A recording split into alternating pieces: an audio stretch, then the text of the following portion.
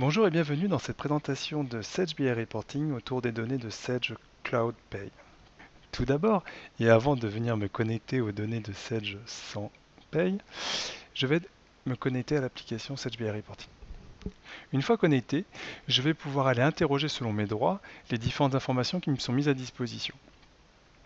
Pour interroger ces informations, je vais bénéficier de différentes fonctionnalités dans l'application qui sont représentées dans ma barre d'outils par des petits icônes. Alors, les 4 premiers blocs vont nous permettre de pouvoir travailler sur des données de conception de formules qui vont nous permettre d'interroger les données, sur des fonctions d'analyse des formules, sur des fonctions de visualisation et de mise en avant d'informations, et sur des fonctions d'accélération qui vont nous permettre de créer plus rapidement des rapports. Les autres fonctionnalités vont nous permettre de pouvoir actualiser facilement les documents, les publier et également obtenir de l'aide autour de la solution. Alors, comment ça fonctionne? Tout simplement, ce qu'on va faire, c'est qu'on va essayer par exemple de sortir une information provenant de la paye, pourquoi pas sortir un nombre de salariés par département et par service à une date donnée pour pouvoir identifier le nombre de salariés dans la société. Pour faire cela, nous allons cliquer dans l'assistant liste et nous allons arriver dans un écran qui va nous permettre de définir ce que l'on souhaite interroger. Première chose, nous allons définir la source de données. D'où vient mon information? Dans mon environnement, j'ai accès aux différents connecteurs provenant de Sage sans Cloud et je vais sélectionner celui correspondant à la paye. Puis, je vais soit aller dans la partie bulletin et événements qui vont me permettre d'interroger les informations liées au bulletin et aux événements, heures, etc. Soit ma notion de fiche salarié et effectif à date, de formation ou d'indicateur Excel qui me permettrait de pouvoir faire du rolling forecast ou des informations prévisionnelles. Dans mon cas, et pour pouvoir analyser mon nombre de salariés, je vais partir dans ma fiche salarié effectif à date. À partir du moment où j'ai fait ce choix de mon modèle fiche salarié effectif à date, je vais obtenir un ensemble d'informations disponibles qui vont me permettre de travailler sur les informations provenant de la paye. Je vais retrouver dans la partie haute la notion d'organisation, avec la notion d'établissement, de département, une notion de favori, qui va me permettre d'obtenir les champs les plus couramment utilisés lorsque l'on fait du reporting, une notion de période qui va me permettre de revenir à date, et ça c'est très important, cette notion de à date, par rapport à l'information historisée dans la base SagePay. Cela veut dire quoi? Cela veut dire que si je reviens un an dans le passé, je ne vais pas obligatoirement interroger les données qui sont en cours de mon salarié actuel, mais j'irai bien rechercher à cette date-là où était mon salarié pour pouvoir obtenir une cartographie exacte par rapport aux historiques de la base paye. Ensuite, nous avons mis à disposition des effectifs, et dans les effectifs, nous avons mis à disposition des indicateurs, la notion de personnes présentes, la notion de personnes entrées dans le mois, sorties dans le mois, entrées dans le mois précédent ou en cumul sur l'année, et également mise à disposition d'un calcul d'ETP. Le premier contrat va nous permettre de renvoyer les informations liées au contrat de travail et aux heures associées à son contrat de travail. La notion d'ETP présence va permettre de calculer par rapport à sa date d'entrée ou date de sortie pendant le mois. Et le dernier ETP tout court est la somme des deux, ce qui veut dire que si on avait un salarié qui travaillait à 50% du temps, ça représenterait 0,5 au niveau de l'ETP contrat. Et s'il est parti au milieu du mois, on aura également 0,5 en termes d'ETP présence. Donc mon ETP final serait de 0,25. Si toutefois les informations que nous avons mises à disposition sur la partie haute ne sont pas suffisantes, on retrouve de disponibles dans la partie basse les informations salariées avec l'ensemble des informations que l'on retrouve sur la fiche salariée, immatriculation, état civil, l'âge, les coordonnées, etc. etc. Donc tout un ensemble d'informations disponibles. Moi dans mon cas, ce que j'avais besoin de réaliser, ce que je voulais faire c'était pouvoir filtrer par société, donc j'ai la notion de société ici, et là, je vais retrouver une ou plusieurs sociétés. Si dans mon périmètre de paye, j'ai décidé de faire du reporting sur plusieurs sociétés, c'est bien à cet endroit-là que j'ai décidé si je veux travailler sur une société ou sur une autre, ou si je veux avoir une vue consolidée de toutes mes sociétés. Ensuite, je vais partir dans une notion de période de situation. Alors, je vais lui demander par exemple de me renvoyer en décembre 2016. Alors, il va bien entendu pas me faire la somme de toutes les personnes qui étaient présentes au mois de décembre 2016, mais bien me donner la situation au 31/12/2016. Ensuite, je vais lui demander de me renvoyer la notion par notion de département, puis par la notion de service, et je vous rappelle que je voulais récupérer toutes les personnes qui étaient présentes. Donc en faisant cette interrogation-là, je vais retourner en décembre 2012 et je vais lui demander de me renvoyer par département, puis par service, le nombre de personnes présentes. Et j'obtiens mon effectif de 132 personnes dans ma société. Ce tableau, je l'ai fait.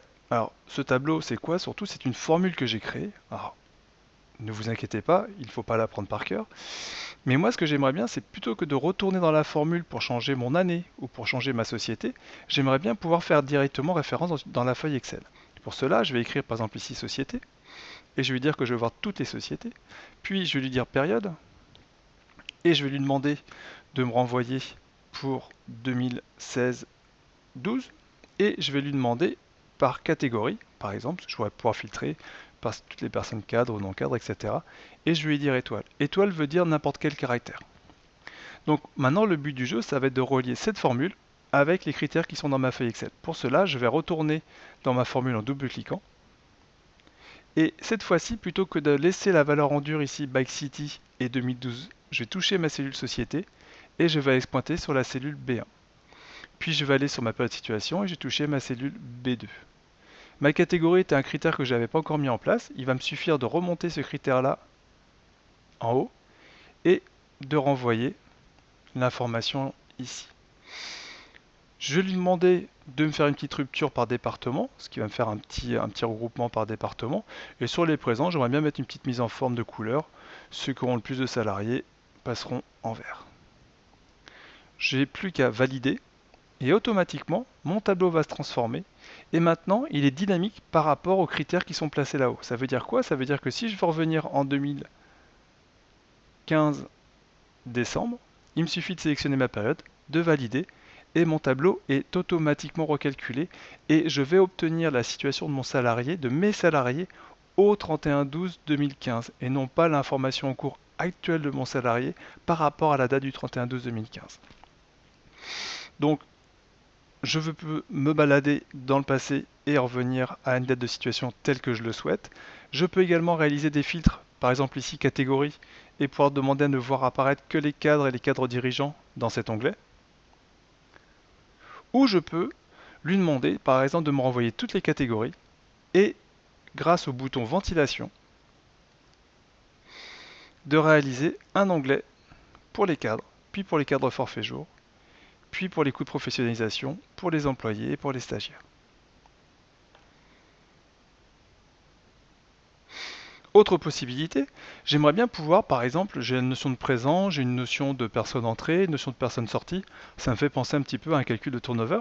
Moi, ce que j'aimerais bien, c'est pouvoir calculer mon turnover, qui est finalement un calcul assez spécifique, qui va être la somme de mes personnes présentes et sorties, divisé par 2 et divisé par le nombre de personnes présentes à la situation que je vais le demander. Pour faire ce calcul, vous allez voir, on va le faire ensemble. Je vais lui demander de déposer mes entrées cumul année et mes sorties cumul année. Et je vais dans les options aller lui demander de travailler sous une autre forme de tableau. Ça va nous permettre de présenter également d'autres fonctionnalités liées à l'assistant liste, qui est le format Office. Le format Office, on va le voir ensemble, c'est la possibilité de piloter directement un tableau Office grâce à notre formule SageBI Reporting. Ce tableau Office, je me retrouve maintenant avec une notion de présent, une notion d'entrée cumul année, une notion de sortie cumul année. Donc je vous rappelle le principe du tableau Office, ça vous permet d'avoir des filtres automatiques sur les colonnes, et ça vous permet également de pouvoir rajouter des colonnes de calcul, comme celle que je vais taper ici. Je vais lui dire égal, entre parenthèses, entrée cumul année, plus sortie cumul année. Je referme ma parenthèse, divisé par 2, divisé par ma situation au 31/12 qui est de 6 personnes pour mon service commercial, et je vais automatiquement valider. En faisant ça, je viens de rajouter ma petite colonne de calcul qui va me permettre de pouvoir afficher mon turnover.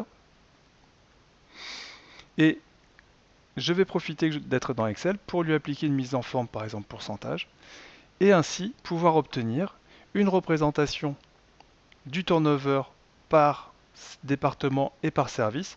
Et si je le souhaite, c'est vraiment un travail à façon, je pourrais très bien lui demander ça que par rapport, par exemple, au statut employé ou par rapport au statut cadre.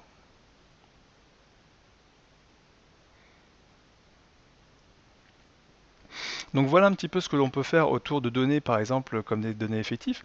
Là, on pourrait aller peut-être aller un peu plus loin, c'est d'essayer de travailler sur des évolutions, de voir un petit peu comment ça se passe par mois, etc.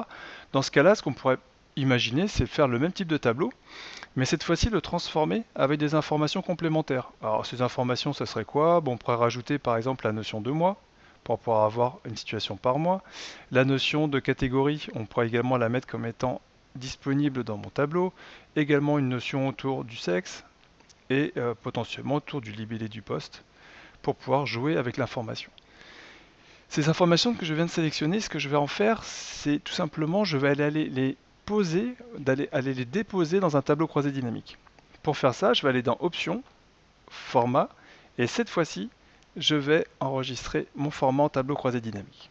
Je vais cliquer sur Valider, puis à nouveau sur Valider, et automatiquement, ma liste s'est transformée en tableau croisé dynamique, et je vais pouvoir facilement prendre par exemple la notion de sexe, par la notion de service, rajouter un petit segment par exemple sur ma notion de mois, et de compter les personnes présentes, donc je vais prendre la notion de présent et je vais le déposer entre les deux. Et pourquoi pas jouer avec la notion de mois ici, parce que je suis en train de cumuler plusieurs choses. Donc je vais prendre ma notion de mois de situation, ajouter un segment. Donc là, vous voyez, j'ai que le mois de décembre, pour l'instant ça va assez bien, mais je vais vite le faire évoluer pour avoir une visu mois par mois.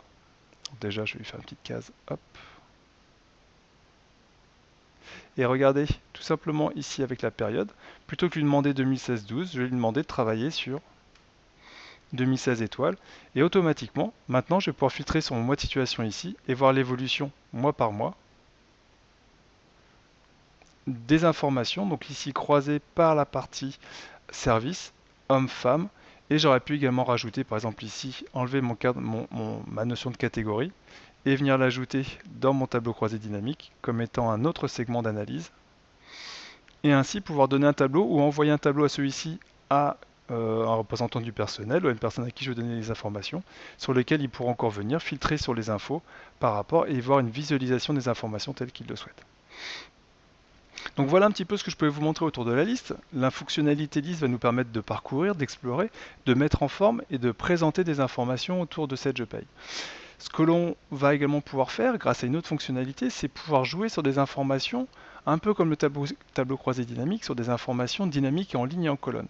Alors je vais vous présenter par exemple la fonction cube à travers un exemple qui pourrait être un suivi analytique. Alors vous savez que dans la paye, on a la possibilité de faire un suivi analytique, soit par salarié, soit par service, soit par département. Cette notion est gérée en standard dans l'application SageBI Reporting. Ça veut dire quoi? Ça veut dire que je vais être en capacité, dans mon tableau ici, de faire une représentation de ma rubrique brute, donc qui va correspondre en fait à tout ce qui est brut par rapport à mes bulletins, par rapport à une analytique que j'aurais définie sur la valeur 1, par rapport à l'année 2015, toute société confondue. Et je vais vouloir ressortir par section analytique le nom et prénom de mon salarié, son coefficient de répartition sur 12 mois pour voir un petit peu comment ça fonctionne. Donc là, dans ce cas, ce que je vais faire, c'est que je vais plutôt partir sur un assistant cube qui va me permettre de pouvoir avoir ce dynamisme en ligne et en colonne. Je vais sélectionner un modèle. Donc je vais retourner dans ma paye. Cette fois-ci, je vais partir dans les bulletins et événements.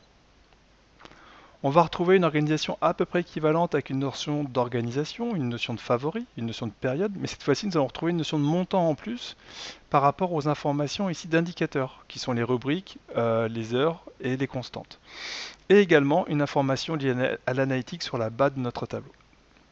Comment ça fonctionne? Comme ce que je viens de vous montrer tout à l'heure, on va filtrer par société, puis par indicateur code, donc que j'ai déjà pré-rempli dans la feuille Excel.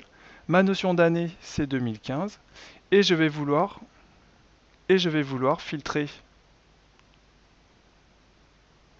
sur ma notion d'analytique. Donc d'abord, je vais devoir filtrer sur le type de ventilation, parce que je peux avoir une ventilation par salarié ou par établissement ou par service. Moi, en l'occurrence, je vais prendre par matricule. Puis, je vais pouvoir prendre mon code axe et définir la valeur 1. Et je vais lui demander de me renvoyer dans mon cube la notion de compte analytique. Et également, je vais en profiter pour y renvoyer ma notion de valeur analytique qui va correspondre ici à mon brut. À ça, ce que je voulais faire, moi, c'était avoir le distinguo de la notion également de pourcentage, excusez-moi. Et à ça, je voulais y ajouter la ventilation, donc je voulais voir ça par mois, donc je vais reprendre la colonne mois, et je voulais avoir le détail par salarié. Donc là, je vais prendre mon nom et prénom de salarié, je vais remonter au-dessus. En faisant ça, je viens de définir une interrogation analytique par salarié sur 12 mois sur ma rubrique brute. Ça va nous donner quoi? Ça va nous donner ce cube suivant où vous voyez par exemple pour mon compte analytique comme 11, j'ai le nom et prénom de mon salarié sur lequel j'ai une ventilation à 50% sur cette section analytique. Donc j'imagine que j'aurai 50% qui doivent être partis ailleurs pour ce même salarié. Par rapport à mon besoin, j'ai bien mon évolution sur 12 mois. Maintenant que j'ai 2015, si je veux changer pour revenir sur une autre période, il me suffit de retourner par exemple ici dans l'année, lui demander pour 2014 et automatiquement obtenir la même interrogation, vous voyez ici pour les 3 premiers mois, pour les deux derniers mois de l'année. Ça veut dire quoi? Ça veut dire tout simplement que à partir du moment où le tableau est construit, il ne reste plus qu'à le consommer au quotidien. C'est pas quelque chose que l'on crée systématiquement. Moi, dans mon cas, ce que j'aurais bien voulu, c'est peut-être enlever cette notion de pourcentage qui ne me sert pas obligatoirement à grand chose. Et j'aurais bien voulu, plutôt que d'avoir mon brut, l'évolution de mon brut, j'aurais bien voulu avoir la variation de mon brut d'un mois sur l'autre pour pouvoir identifier les plus grosses augmentations ou les plus faibles augmentations. Pour faire ça, ce que je vais pouvoir faire, c'est plutôt que lui demander de me faire une somme, je vais lui demander de me renvoyer par exemple une différence en pourcentage. Ce que je vais également me permettre de faire, c'est changer un petit peu la couleur du cube, parce qu'il est par défaut sur un gris clair, et moi j'aimerais bien l'envoyer par exemple sur plutôt un bleu clair. Je vais valider, et je vais à nouveau valider, et automatiquement j'obtiens pour le mois de décembre de mon année 2014 la variation correspondante, mais ce que je vais lui dire maintenant c'est de passer en 2015, et vous allez voir qu'automatiquement il va me renvoyer le tableau de bord. Je trouve que le tableau est un petit peu triste, je vais juste me permettre de faire, c'est de retourner dans ce cube et lui dire ici de lui mettre une petite mise en forme, ce qui va me permettre d'identifier rapidement les informations numériques, les plus gros et les plus petits. Et donc vous voyez en fait ici, j'ai par défaut, par analytique, par salarié, une ventilation sur 12 mois sur ma notion de constante brute, dans lequel je vois automatiquement toutes les évolutions de mes différents salariés par rapport à ça. Donc voilà un petit peu ce qu'on pouvait dire sur cette partie cube, sur cette utilisation de ce modèle bulletin. Ce qu'on voulait, c'était un petit peu d'actualité, c'était vous montrer également une autre manière d'interroger les données. Aujourd'hui, on utilise beaucoup des listes, des tableaux croisés dynamiques, des choses comme ça. On pense moins souvent à utiliser des graphiques pour représenter des chiffres, et je voulais vous montrer un petit peu aujourd'hui comment on pouvait, avec CHBI Reporting, faire un affichage assez simple finalement d'une information. Là, on part par exemple sur la moyenne du brut par service et par sexe. Dans ces cas-là, ce qu'on va pouvoir faire, c'est directement piloter un graphique Excel grâce à cette fonction qui s'appelle ici la fonction graphique. Alors, je vais cliquer dessus. À partir du moment où l'assistant graphique est ouvert, je vais pouvoir à nouveau sélectionner mes informations. Donc là, je vais plutôt partir sur de la paye et mes informations qui vont m'intéresser vont plutôt correspondre à des notions associées au bulletin. Et ici, je vais pouvoir paramétrer mes critères. Donc, société, indicateur code. Je peux également aller chercher dans la liste en dur. Et ici, vous voyez, j'ai un ensemble des informations, des constantes. Je vais prendre cette constante brute. Ma notion d'année, j'ai indiqué dans mon tableau ici. Ma notion de département doit être un critère que je lui ai demandé de pouvoir faire varier pour pouvoir mieux lire l'information. Et ce que je voulais lui demander, c'était de me renvoyer par service la notion. Ici, dans mes indicateurs, j'ai directement un indicateur qui s'appelle brut, et lui en demander la moyenne par rapport à ma notion de sexe que je vais placer en série. Alors je vais valider pour voir à quoi ça correspond. Et automatiquement, vous voyez que j'obtiens ce petit tableau-là, ce petit graphique-là que je peux complètement agrandir, personnaliser, qui va me permettre de pouvoir travailler. La courbe n'est peut-être pas le meilleur moyen pour le présenter. Ce que je vais pouvoir faire, parce que je suis dans Excel et que j'utilise un élément Excel, c'est que je vais pouvoir lui dire, bah tiens, plutôt travaille un petit peu avec un histogramme. Donc vous voyez, avec un petit clic, on obtient tout de suite un truc un peu plus sympa. Et tiens, je vais rajouter disposition rapide, peut-être essayer de mettre un petit peu de chiffres quand même là-dedans, parce que c'est quand même plus intéressant d'avoir des chiffres. Et maintenant que ce graphique est paramétré, ce que je vais pouvoir faire, c'est que je vais pouvoir jouer avec. Par exemple, je vais pouvoir lui dire, bah tiens, s'il te plaît, j'aimerais bien ça pour le département développement. Je vais valider, et automatiquement mon graphique va se mettre à jour, et je vais voir l'information correspondre par rapport à ce que je lui ai demandé. Donc voilà un petit peu le mode de fonctionnement de cet assistant graphique qui est assez pratique et qui va permettre de pouvoir, vous voyez ici, montrer l'évolution homme-femme par rapport aux différents services et donc pouvoir identifier des constantes ou surtout prendre des informations par rapport à ça. Ce que je voulais maintenant vous présenter, c'était encore un autre aspect de CHBI Reporting, mais cette fois-ci autour de tableaux un petit peu plus complexes. Alors, complexes en termes de réalisation. Alors voici un tableau comme je l'imagine, c'est-à-dire qu'un tableau sur lequel, par exemple, ici j'ai une notion, vous voyez, liée à l'ETP. Donc ici une notion liée aux horaires, un ratio qui va se calculer, qui doit reprendre des éléments placés au-dessus.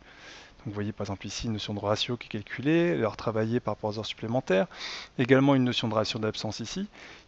Vraiment des tableaux qui vont m'empêcher de travailler en liste ou qui vont m'empêcher de travailler en assistant cube. Dans ce cas-là, ce qu'on va pouvoir faire, c'est qu'on va pouvoir travailler à la cellule. Pour cela, je vais me placer en fait sur cette première formule, je vais cliquer sur Setch BI Reporting, Assistant cellule, je vais sélectionner un modèle, je vais repartir cette fois-ci dans ma partie Cloud, Paye, Bulletin et événements, et je vais faire OK. Ma société est ici, mon indicateur est sur la première ligne de mon tableau de bord, ma notion d'année est ici, ma notion de mois, on va la retrouver un tout petit peu plus bas ici, et je vais lui indiquer la cellule qui correspond en D16 à la notion de janvier, et je vais lui demander de me renvoyer la valeur correspondant à cette notion-là. Alors avant de valider, j'appuie sur le petit bouton calculer, et ce qui va me renvoyer mes équivalents temps plein pour 106,9. Quand j'ai validé, ça va donc me faire apparaître 107 salariés en équivalent temps plein dans ma société. Maintenant, pour remplir le reste de mon tableau, ce qui va me rester à faire, c'est faire un copier, faire un coller, mais si je fais un coller classique Excel, je vais venir supprimer ces formules-là. Dans ce cas-là, ce que je vais plutôt faire, c'est que je vais faire un collage formule, et automatiquement, ça va être Setch BI Reporting qui va définir s'il doit coller ou non l'information. Donc, à partir du moment où vous voyez ici qu'il n'y a pas de notion de constante ou de rubrique, automatiquement, le produit ne va pas venir écraser la formule existante.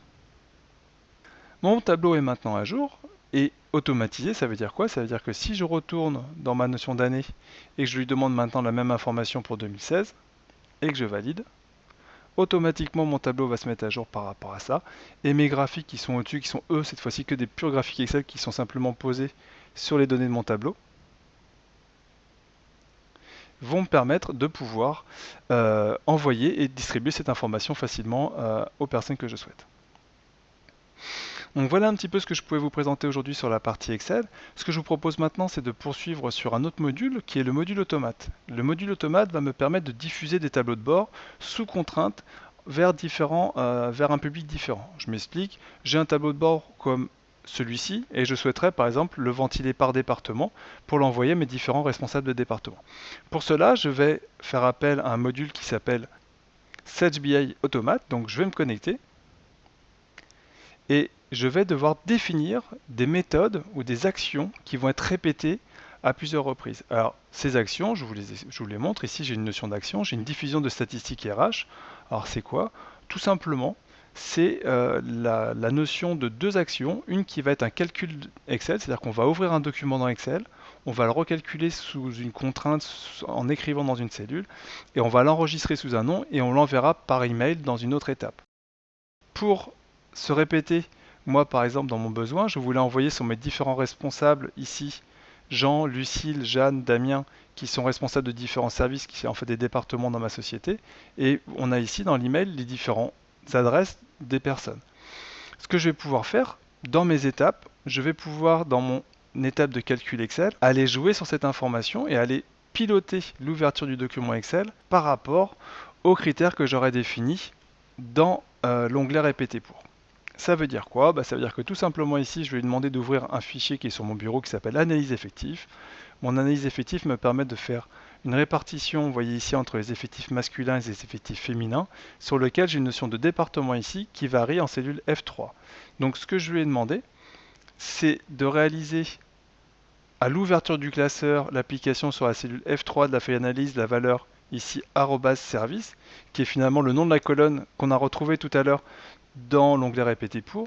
Ensuite, je demande de recalculer ma feuille, de supprimer les formules Setch BI Reporting, de prendre l'onglet sur lequel je travaille et de l'enregistrer sous le réseau. Vous voyez avec une notion ici de document Excel avec le nom du service à la fin du nom du fichier et ici en PDF avec la même chose. Donc il va me générer un document Excel et un document PDF sur mon répertoire et dans mon cadre présent sur mon bureau.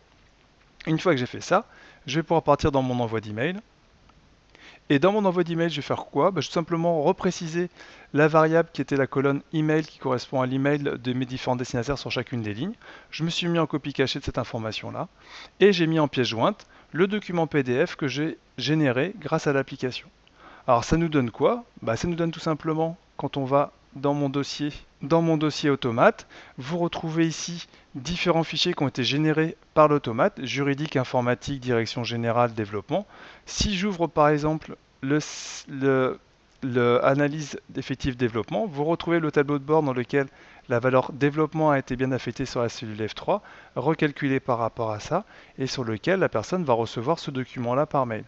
Et la responsable comptable va recevoir son reporting avec les informations de son service, qui seront bien entendu elles différentes du service de développement sur lequel elle pourra obtenir les informations qu'elle souhaite et ce qui va leur permettre de piloter l'information. Voilà ce que je peux vous présenter aujourd'hui autour de la solution Sage BI Reporting, autour des données Sage sans Cloud Pay. J'espère avoir répondu à vos questions et à vos interrogations par rapport à cet environnement. Je vous souhaite une bonne journée.